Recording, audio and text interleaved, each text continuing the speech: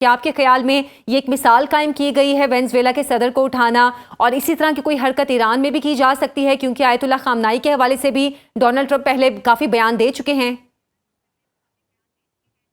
نہیں، بیانات تو ایک طرف ہے، لیکن میں نے یہ نہیں کہا ہو سکتی ہے نہیں، لیکن ایران میں نتیجہ کچھ اور نکلے گا۔ وہ صرف آ جاتے ہیں آپ نے وینیزویلا کا یا میکسیکو ایک دوسری کہانی ہے۔ میکسیکو ایک بڑا ملک ہے، میکسیکو کے ساتھ اتنی آسانی سے ایک کارروائی ہو نہیں سکتی، میرا نہیں خیال ہے۔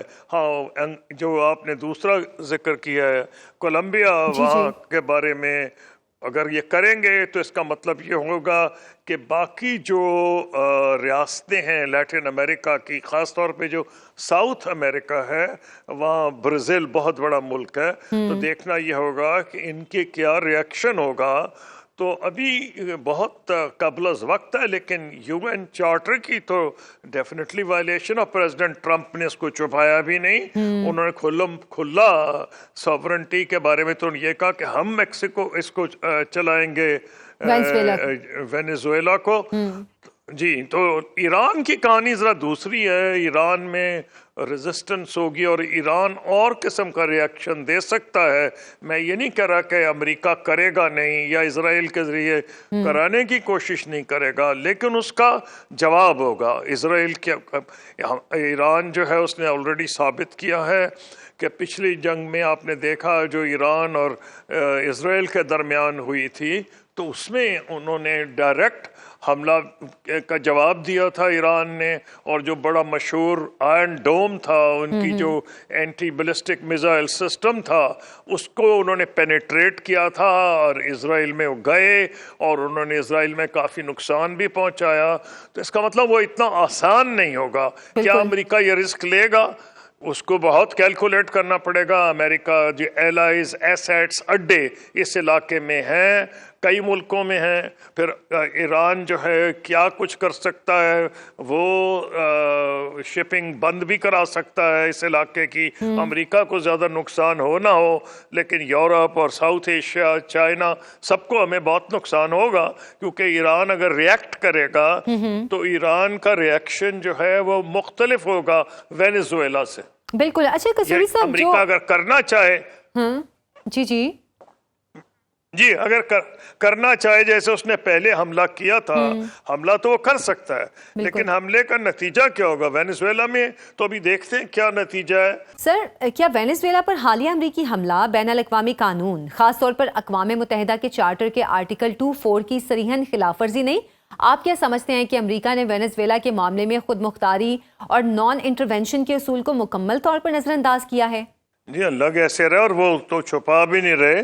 پریزیڈنٹ ٹرمپ نے تو خود کہا ہے، اور انہوں نے یہ کہا ہے کہ جو ویسٹرن ہیمسفیئر یعنی کہ جو لیٹن امریکہ پورا ہے، وہ جو مونرو ڈاکٹرن تھی، جو کہ پرانا تھا، جب یہاں نو آبادیاتی نظام تھا، اور فرانس اور اسپین کی ایمپائرز تھیں برطانیہ کے علاوہ، اس کے علاوہ جب یہ امریکہ انڈیپینڈنٹ ہوا فرام اے برٹش کالونی، اس کے بعد کی تاریخ میں پریزیڈنٹ پھر یہ مونرو ڈاکٹرن آئی، جس میں انہوں نے کہا کہ جی اس علاقے میں کسی اور کا اب عمل دخل نہیں ہوگا۔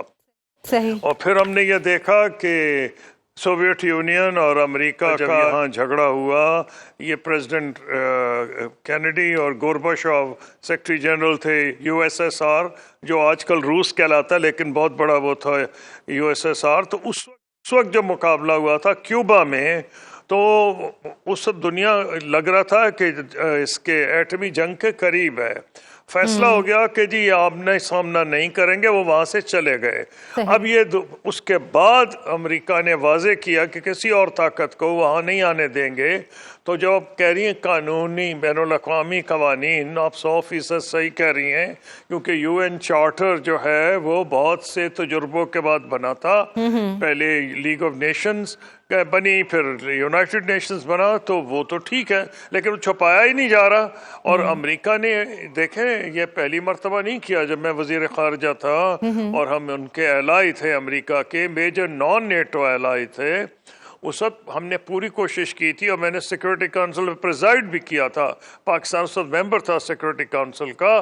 तो वहाँ हमने इराक पे मैंने कोशिश, पाकिस्तान की कोशिश थी फ्रांस, जर्मनी या दीगर ममालिक साथ मिल के रोकें कि इराक पे हमला ना हो। तो यूएन से इनको इजाज़त नहीं मिली थी, लेकिन उन्होंने एक और कोलिशन ऑफ द विलिंग छोटे मोटे मुल्क इकट्ठे किए, हमला कर दिया। इसका मतलब यह है कि अमेरिका की पॉलिसी जो थी वो यूनिपोलर मोमेंट ये आया था वो उसमें रह रहे हैं। एक ज़माने में बाईपोलर था, सोवियत यूनियन और अमेरिका, और ये जो निज़ाम जो यूनिपोलर आया है वो सोवियत यूनियन के इन्हदाम के बाद था 1989-90 के बाद। और उसमें जो यूनिपोलर मोमेंट था कि अमेरिका की तूती बोल रही थी, उस वक्त भी उन्होंने बहुत कुछ किया, वो इराक पे हमला किया। तो इससे मेरा कहना यह है कि उस वक्त भी विदाउट यूएन सपोर्ट किया था, और अब भी जो यूएन चार्टर इसकी इजाज़त नहीं देता। प्रेसिडेंट ट्रंप ने खुल्लम खुल्ला कह दिया है कि जनाब हम ना सिर्फ हमने ये टेक ओवर किया, हम इसको चलाएंगे भी। इसकी भी कोई गुंजाइश तो है नहीं ना यूएन चार्टर में। जी अच्छा सर, यूएन चार्टर की आप बात कर रहे हैं, हम यूएन का किरदार बहुत यहाँ पर कमज़ोर देख रहे हैं, चाहे वो गज़ा का मामला था। अब जबकि अमेरिका हर धर्मी का मुजाहरा करते हुए किसी मुल्क की खुद मुख्तारी को इस तरह सबूताज करते हुए वहाँ के सदर को उठा के लेके आ रहे हैं, तो ये तो फिर इसका मतलब यूएन की कोई हैसियत नहीं है। देखिए, ये आपका देखने का एक जाविया है और दुनिया ये कहेगी जो आप कह रहे हैं, लेकिन अगर मंतकी नतीजा ये निकालना चाहती हैं आप दूसरे कि यूएन की कोई ज़रूरत नहीं, तो यूएन के कई रोल्स हैं। और मैं नहीं समझता कि यूएन को हम कह दें बिल्कुल बेकार है, ये एक बड़ी मुश्किल से बना है। मैं अग्रीमेंट में हूँ कि यूएन चार्टर की वायलेशन हो रही है। अब देखा ये जाएगा कि इसका रिएक्शन क्या होता है। क्या इस प्रेसिडेंट ट्रंप की जो पॉलिसी है वेनेजुएला में कामयाब होती है, वेनेजुएला में रेजिस्टेंस होती है, किस नौयत की है, बाकी दुनिया की बरादरी जो बैनुल-अक़वामी बरादरी क्या रिएक्ट करती है। अभी तक तो जो मैंने शाम तक देखा था, यूरोपियन यूनियन भी फूक फूक के कदम रख रही थी।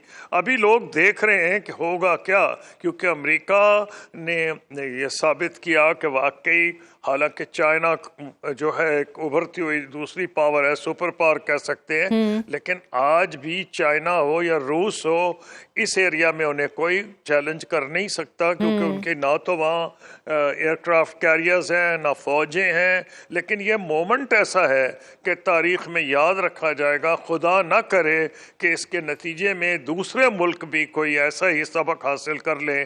चीन भी कल कह सकता है कि जी ये साउथ चाइना सी ये जो है ये हमारी टेरिटरी है